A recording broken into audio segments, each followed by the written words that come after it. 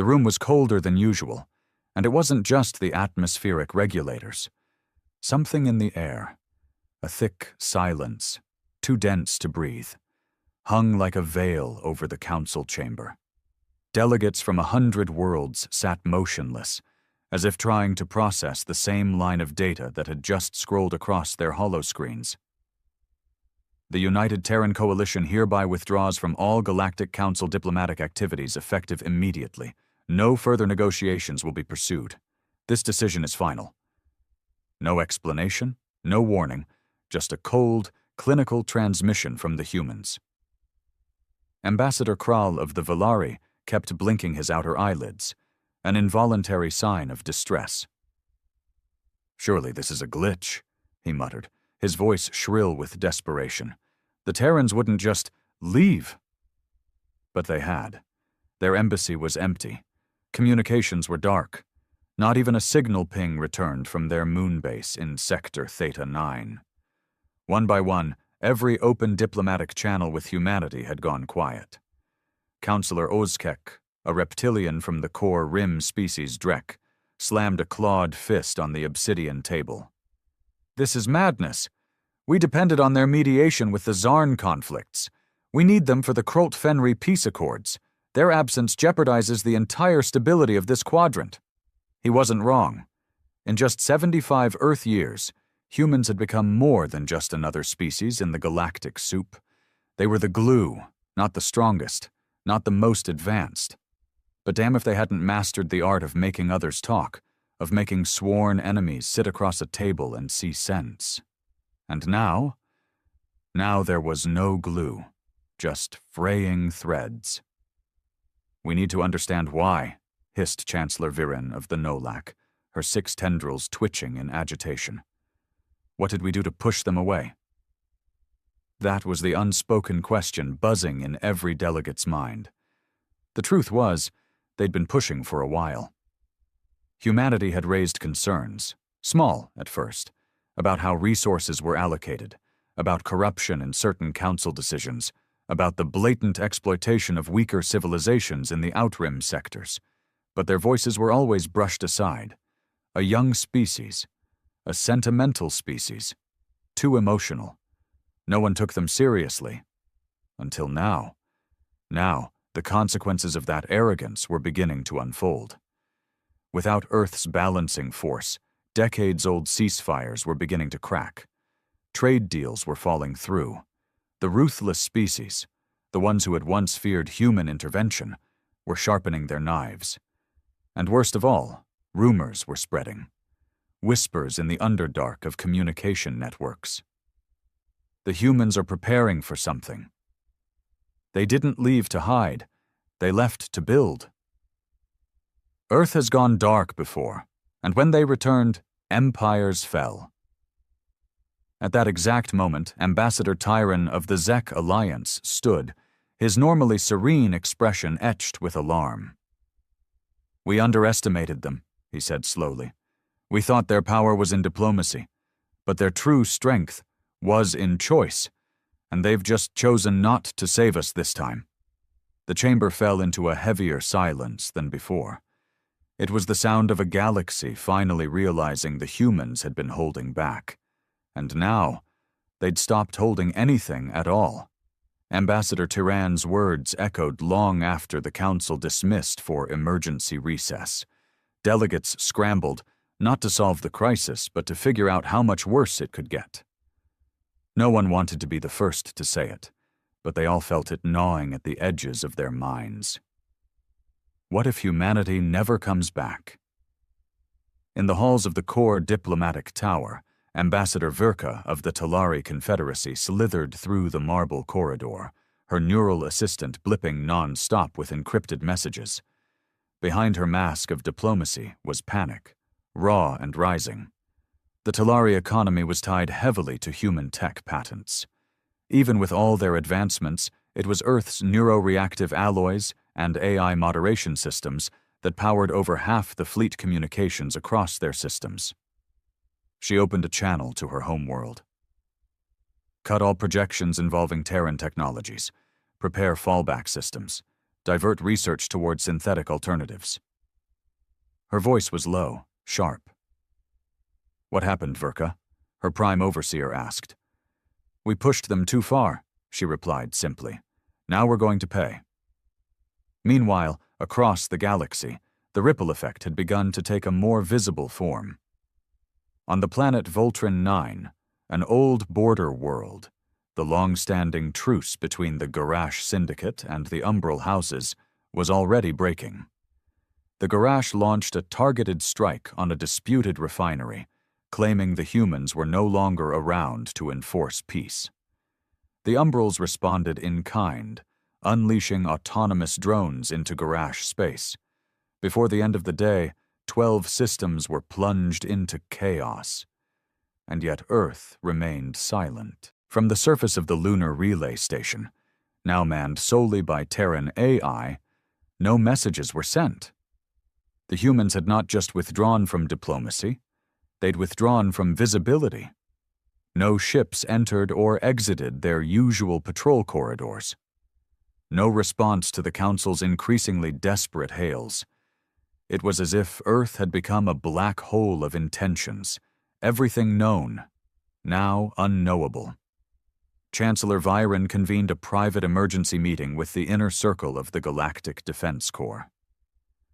"We must assume the worst," she said. "They've cut off all talks, removed their observers, and neutralized their listening posts. That's not a protest. That's preparation." "For what?"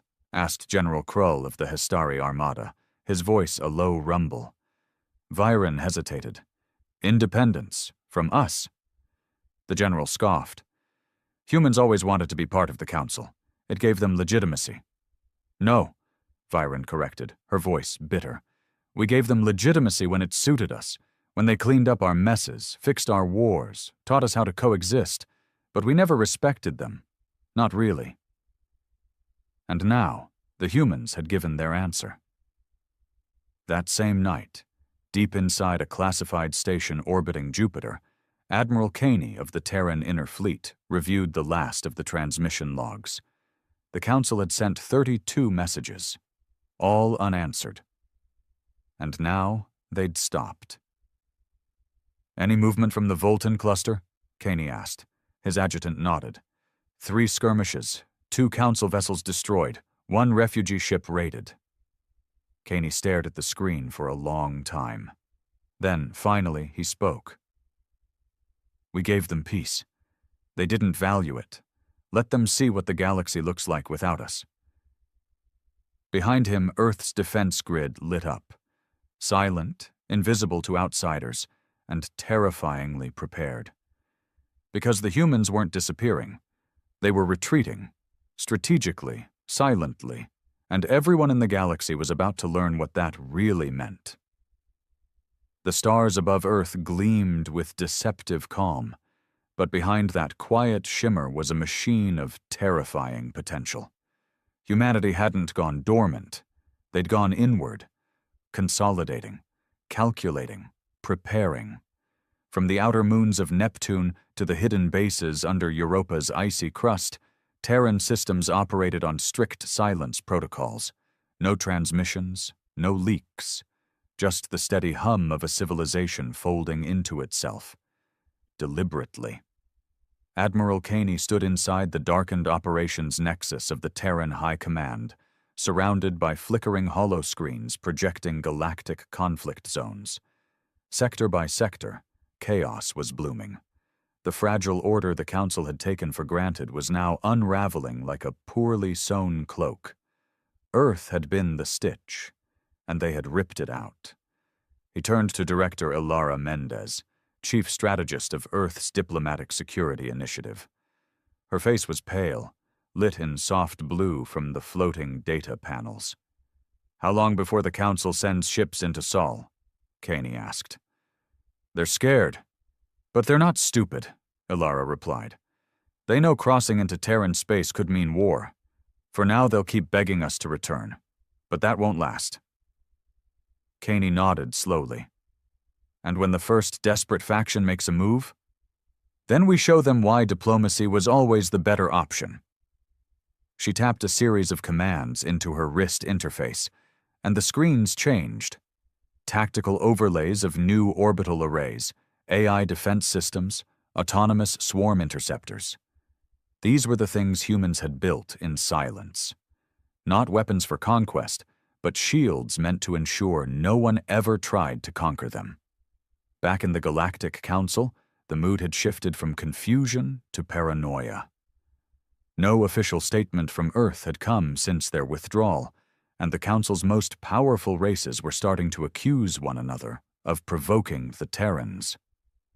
Ambassador Kral stood in front of the central chamber again, his gill-like membranes quivering. We are witnessing the collapse of our diplomatic foundation. If Earth no longer participates in this council, then we must consider alternative measures for stability, or we admit we're nothing without them, spat Councillor Narex of the Volcari Dominion. His silver crest bristled with rage. This council always coddled the humans, made them feel equal. But they are not gods. They are not invincible. No one responded. Not because they agreed, but because even their silence betrayed fear. Ambassador Tyran broke it. "You still don't understand," he said, calm and composed. "The humans didn't leave because they're weak. They left because they know they don't need us. But we need them." "Then go grovel at their gates," Narex hissed. Tyran looked him in the eye. "No one will survive if Earth turns hostile. We should be doing everything to avoid that." Far from the Council, deep in the Andoran Fracture, an asteroid-dense mining system, another sign of the Terran void, was making waves. The Andari Corporation, an Earth-backed mining conglomerate, had ceased operations just days after Earth's withdrawal. Without human oversight, multiple species moved in to take over the rich mineral fields. Within hours, a rogue Kalari fleet seized a refinery. But before they could finish reprogramming the facility, the entire system shut down. Then, one by one, the Kalari ships vanished. Not destroyed, not even attacked. Just gone. No trace, no distress calls, just silence. A single encrypted message was left behind on a dormant frequency. "We are no longer playing by your rules. Terran command." Word spread like wildfire. Within days, systems with hidden Terran investments went dark. Fleets disappeared, data servers auto-purged, and critical infrastructure crumbled. Humanity hadn't just walked away. They'd programmed their systems to pull everything down behind them. On a council news stream, a headline flashed in bold red text. "Earth ghosts the galaxy. Infrastructure collapses across 12 sectors." Back on Earth, Caney walked through the silent corridors of the Terran Assembly. The politicians no longer argued. There were no more debates. Just one unified directive. Secure Earth, watch the stars burn, and only return when the galaxy was begging, truly begging, for peace. At the center of it all sat the Earth AI core, silent and immense, quietly running projections of future galactic scenarios. Caney stood before it and asked, "How long until they fracture completely?" The AI responded in a calm, synthetic voice. 27 days, 74% probability of galactic-wide conflict without Terran mediation. And after that? High probability they will come crawling. He didn't smile. He just whispered under his breath. "Then we'll see who values peace." 21 days had passed. The Galactic Council was barely holding together. What used to be the nerve center of galactic diplomacy had become a circus of blame, fear, and suspicion. Treaties were unraveling like dry parchment. Border disputes that had been frozen under human negotiation boiled over into open hostilities. And in the center of it all, a quiet, human-shaped void no one dared to fill. Councillor Ozkek paced the corridor of the diplomatic wing like a caged animal. His claws scraped the metal floors with every frustrated step. "This is unsustainable," he barked to his aide. "How did one species, Just one, hold the whole damn galaxy together." "They didn't," his aide replied quietly. "They just knew how to make everyone else believe they could." Oskek stopped. That was the problem, wasn't it? The Terrans had spun a narrative of peace, unity, reason. And for some insane reason, it had worked. They'd made mortal enemies talk. They'd made ancient grudges feel like relics of a dumber past. And now that narrative had collapsed. All the old hatred was clawing its way back up through the cracks. In a distant corner of council-controlled space, a freighter convoy belonging to the Ylar dynasty was ambushed. The attackers wore no flags. They moved like ghosts. Their ships didn't match any recognized registry, but they didn't need to, because they were human, not Earth's military, not officially, no insignia, no hail. But they moved with the precision of Terran special forces, and they left the same calling card after disabling the Ylar ships without a single casualty. "Stay out of Terran-registered sectors. You are being watched." The footage leaked within hours. Panic rippled through the galactic net. Had Earth gone rogue? Were humans now policing the stars without oversight? In truth, no one knew, and that made it worse. At Terran High Command, Admiral Caney watched the intercepted transmission in silence. "They're not ours," Ilara Mendez said, arms folded, "but they're definitely trained." Caney didn't answer.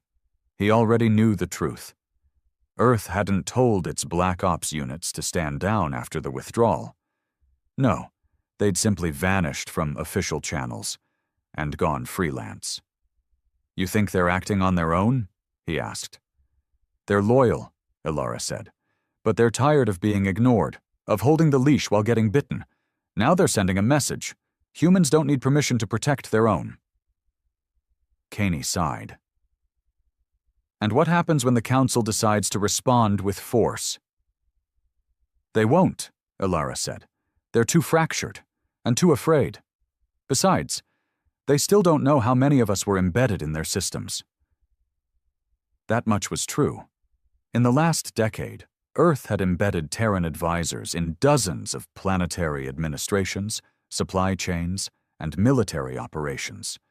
Most thought they were just liaisons, goodwill consultants. But now, as critical processes failed, planets were realizing just how many human hands had kept things running.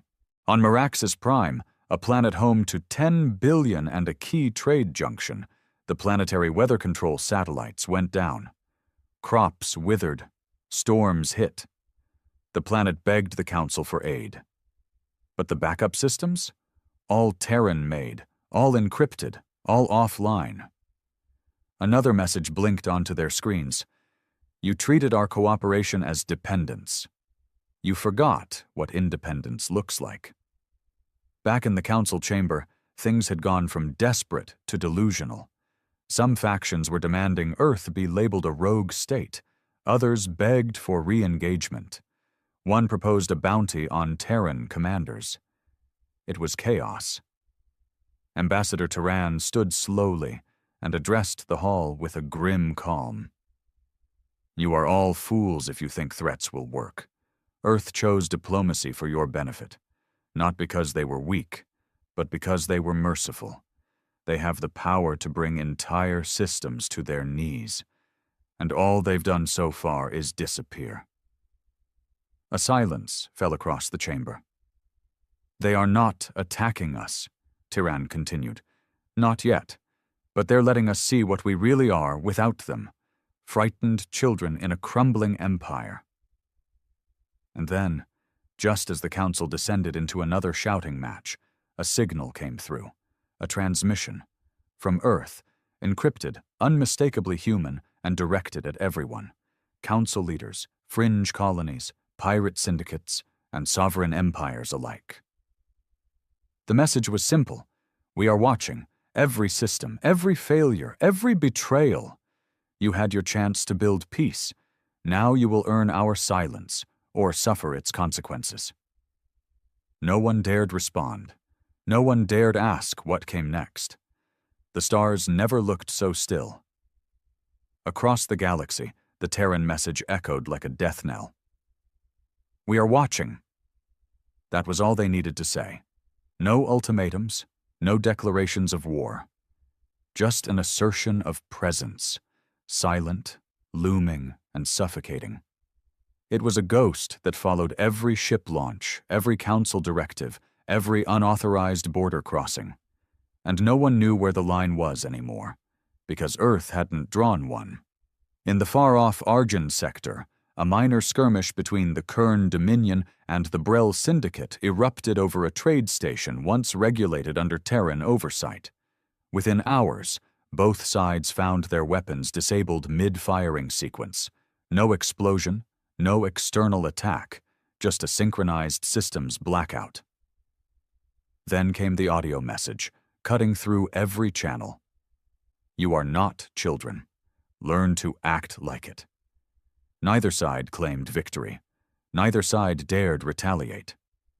The Kern retreated first. Back on Earth, Admiral Caney sat with President Reese in the subterranean war room, both men bathed in the flicker of interstellar live feeds. Reese looked older than the last time the Admiral had seen him. Worn down by leadership, by the burden of doing nothing, yet causing everything. "They're begging us to return now," Reese muttered, sliding through plea after plea from the council. "Some of them are even offering concessions, power seats, unilateral vetoes. Can you believe that?" Caney raised an eyebrow. "Now they remember our value." "It's pathetic," Reese said. "Where was this when our envoys were being undermined? When we warned them about the Drek exploiting the mining colonies on Voss 4, or when we caught the Volcari laundering weapons through the refugee corridors?"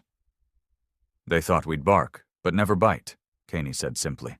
"Now they know we don't even need to bark. Silence is louder." Reese leaned back, tired. "But how long do we play this out? We've shut down half the galaxy's operations by simply withdrawing. Is it enough?" Caney didn't answer immediately. Instead, he pointed at a blinking alert. "Brellian refugees. Thousands stranded. No aid coming. Food's running out." "Another casualty of a broken system," Reese murmured. Caney nodded. "But they're innocent. We could send covert relief, unmarked, non-claimable." "And undermine the whole lesson?" Reese asked. "What's the point of making them realize their dependence if we keep saving them anyway?" Caney paused. "What if we save only the innocent, but punish those in charge?" Reese considered it. A new kind of diplomacy, built in the shadows. Meanwhile, across the stars, conspiracy theories bloomed like wildfire. Some claimed humans had discovered a higher state of existence, ascension into a digital godhood.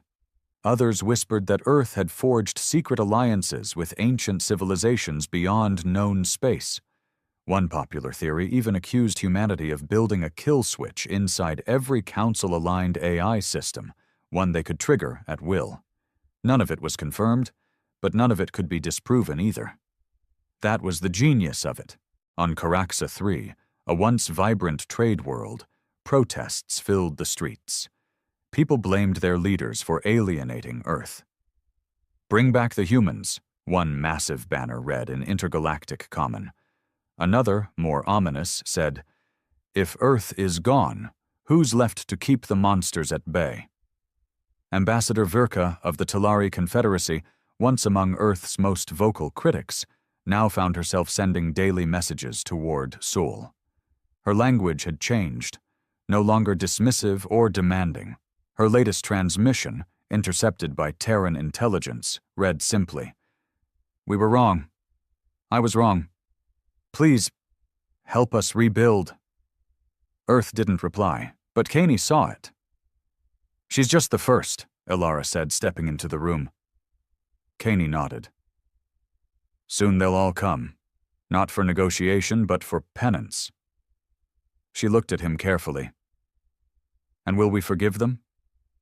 He stared at the screen, then shook his head. "We won't forgive. We'll reshape." Because this wasn't about revenge. It never had been. It was about making them feel the weight of what they lost, and making sure they never dared to take it for granted again. The 6 Council ships entered Sol's space without fanfare, without weapons raised. They came bearing white light comms, universal signs of non-aggression. Their leaders were aboard, or at least what was left of them.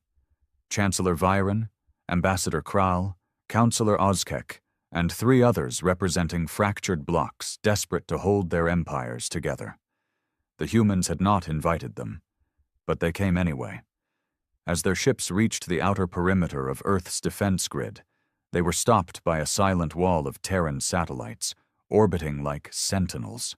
No hails returned, no permission granted, just an undeniable message in their path. Turn back. But they didn't. They waited.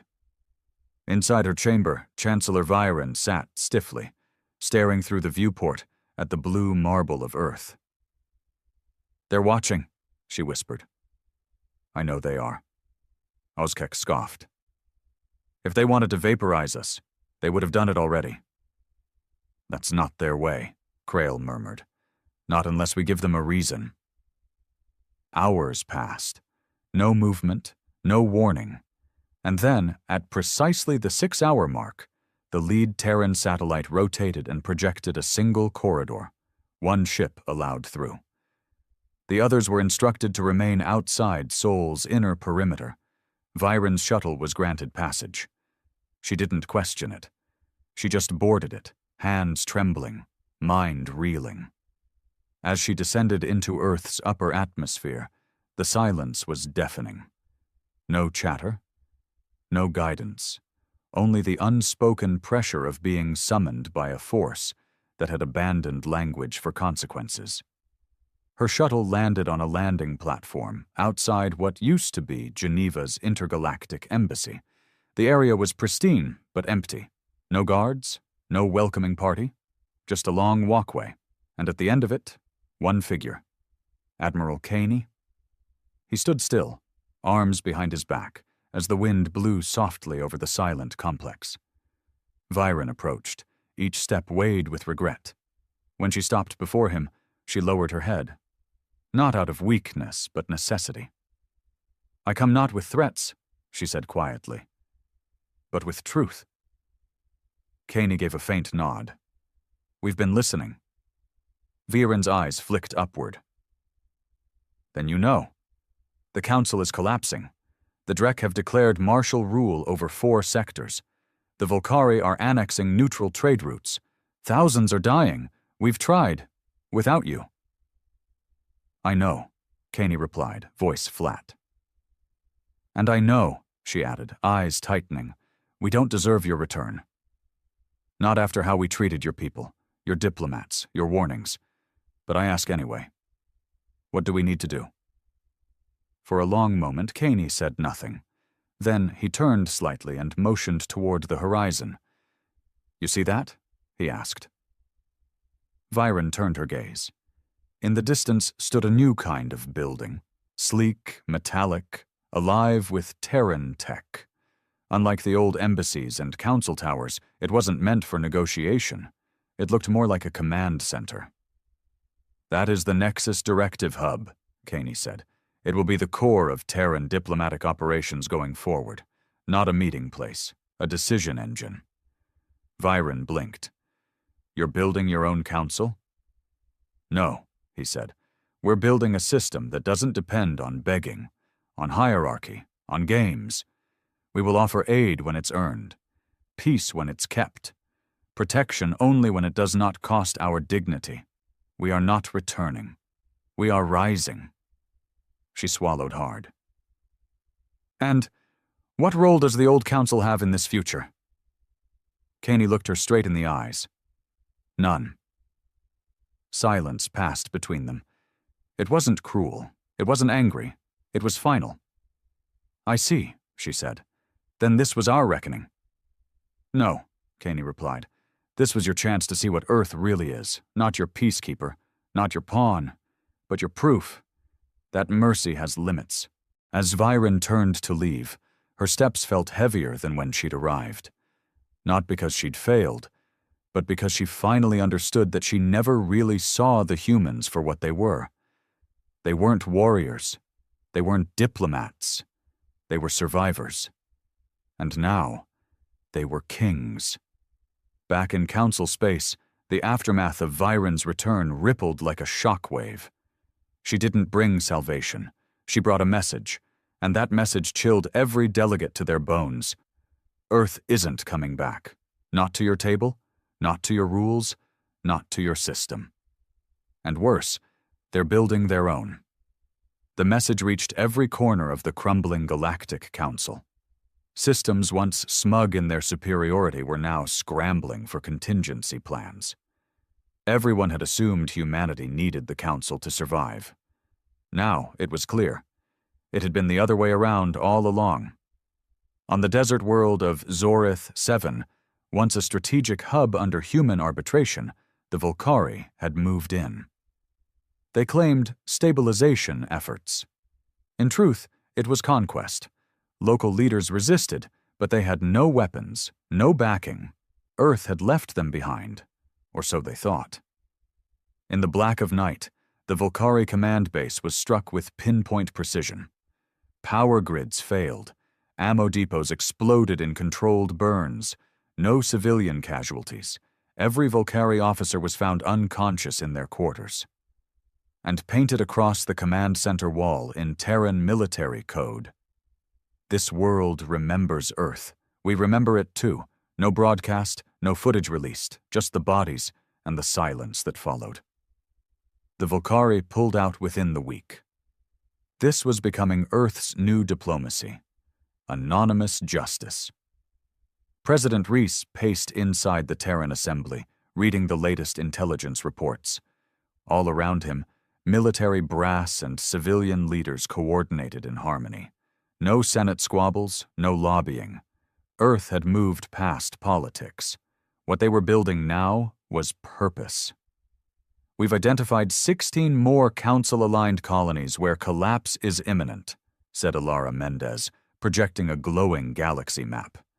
"They're low resource, politically insignificant, but people are starving, dying." "Can we reach them?" Reese asked. "Yes, but if we intervene, it won't be quiet. It'll be seen." "Let them see," Reese said firmly. "But not as a rescue, as a standard. These colonies survive because Earth says they matter, and the Council let them rot." Caney, who'd stood silently nearby, finally spoke. "What happens when the Council tries to claim credit?" he asked. "They'll spin it, say we're returning to the fold." Reese shook his head. "Then we make it clear. Earth doesn't return. Earth leads. And anyone who wants to follow can start by tearing down that broken monument they call the Council." At that same moment, a new broadcast pulsed across the galaxy. It wasn't from the Council. It wasn't from a government. It was from Earth. A single high-definition feed, decrypted by every major relay station within minutes. President Reese stood before a reformed Earth flag. No stars, no stripes. Just a white circle over a dark field. Unity in the void. He spoke with no podium, no fanfare. Just conviction. "You believed our silence was surrender. It wasn't. It was disgust. Disgust at the corruption, the exploitation, the selective peace you dared to call diplomacy. We brokered truces while you armed your friends. We held the line while you redrew maps. We bled while you traded. But no more. Earth is no longer a participant in the Council's games. We are not your mediator, not your enforcer, not your buffer. We are building something new, not for power, but for justice. If your people are suffering and your leaders fail you, reach out, not as diplomats, as survivors. We will answer. Not with speeches, but with solutions. But know this. We do not forgive. We remember. Earth remembers every slight, every insult, every ambassador silenced, every colony abandoned. And if you come for us again, if you try to control, infiltrate, or manipulate, we will not negotiate. We will erase."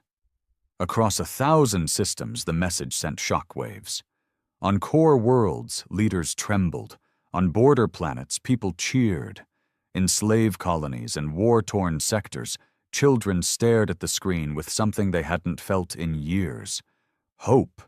Earth had become more than a power. It was a reckoning, a myth reborn in real time. The myth became a movement. Across the stars, the name Earth was no longer spoken with dismissal or irritation. It was whispered like a warning or a prayer. Earth hadn't fired a single shot in open war. They hadn't launched a fleet or claimed new territory. And yet the galaxy was shifting around them, like metal drawn to an unseen magnetic force. The Council, once towering in prestige and self-importance, was now a hollow structure clinging to legacy. Meetings grew shorter, less attended. Delegates withdrew, one after the other, citing internal instability or redirected focus. But everyone knew the truth. The galaxy no longer listened to them. They listened to Earth. Even the Drek, warlike and proud, began pulling troops back from aggressive outposts, not out of diplomacy, but caution. They had reviewed the incident on Zorith 7. They'd seen what humans could do without ever being seen. Their own generals quietly began reaching out through third-party intermediaries, asking what it might take to earn Earth's respect. The humans never replied. Instead, Earth expanded its Nexus network, autonomous hubs built across the Sol system and surrounding neutral zones. They weren't embassies. They weren't fortresses. They were answers, places where starving colonies could apply for food assistance, where war orphans were taken in, where former diplomats became teachers and engineers, rebuilding from the ashes of the systems they had once tried to save through talk alone. And everywhere the Nexus appeared, one truth became clear. Earth had stopped asking for permission. On a fractured moon colony once ruled by the Zarn warlords, a group of children gathered near a steel platform lit by clean Terran lights. A voice came from a nearby speaker, soft and human. "This is Nexus Station 9. You are safe. You are fed. You are free." One child, skinny, eyes wide, whispered to his sister, "Is Earth real?" She nodded slowly. "They don't talk much, but when they do, everything changes." Back on Earth, deep in the Nexus Directive Hub, Admiral Caney stood alongside President Reese and Alara Mendez. Before them, the galaxy shimmered on a holomap. Each blinking light showed a system under Terran humanitarian assistance. The board was getting crowded. Reese watched it quietly, then asked, "How long until the Council collapses completely?" Alara tapped her wrist. "We give it weeks, maybe less. Tyron's trying to hold the inner sectors together, but no one's listening. And those who are listening to him because he agrees with us now." Caney crossed his arms. "Tyron understands. He always did. But he was bound by that council code, their illusion of order." "He's already sent word," Alara added. "He's asking if Earth will take over arbitration duties, officially." Reese didn't even blink. "We're not replacing their system. We're burying it. And what we build will never become what they did." A moment passed. Then Caney said quietly, "We'll need to make hard decisions." Reese nodded. "That's what makes us human. We don't fear hard choices. We fear what happens when no one makes them." At that same hour, in a shadowed chamber within the crumbling council tower, Ambassador Tyran stood alone before a dying console. Around him, the halls were empty, the lights dim. The great voices of galactic unity had all gone quiet. He opened a final transmission channel and spoke not to his peers, but directly to Earth. "You were right. We feared your strength, so we tried to contain it. We envied your unity, so we undermined it, and when you gave us peace, we spit on it. Now I only ask one thing. Teach us. Don't return to us. Let us come to you, not as equals." As students, he hit send. No response came, not immediately. But hours later, a small package arrived in his chamber. Not a weapon, not a threat. A book. Old. Bound in leather. Terran Principles of Restoration. Inside the cover, a handwritten note. We are not above you. We are just not behind you anymore. Across the galaxy, Earth continued its quiet campaign, not of conquest, but of consequence. No flags, no kings, no demands. Only this: if you want peace, you'll have to prove you deserve it. And thus Earth rose, not as a ruler, but as a mirror, in which every species would finally see itself, and decide whether it could live with what stared back,